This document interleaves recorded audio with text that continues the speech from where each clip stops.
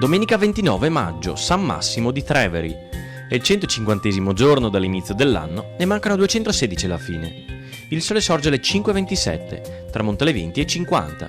La luna si eleva all'1:40, tramonta alle 12:44.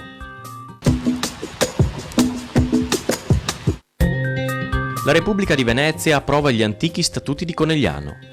Il prezioso manoscritto, redatto in scrittura gotica, con preziose miniature di Giorgio Copista, è custodito nell'Archivio Vecchio di Conegliano.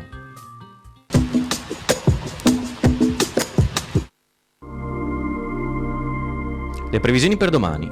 Tempo variabile, a tratti instabile, specie sulle zone centro-settentrionali.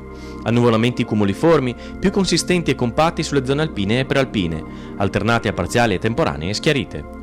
Nel corso della giornata ci saranno diverse fasi caratterizzate da precipitazioni, a prevalente carattere di rovescio o temporale, specie sulle zone centro-settentrionali.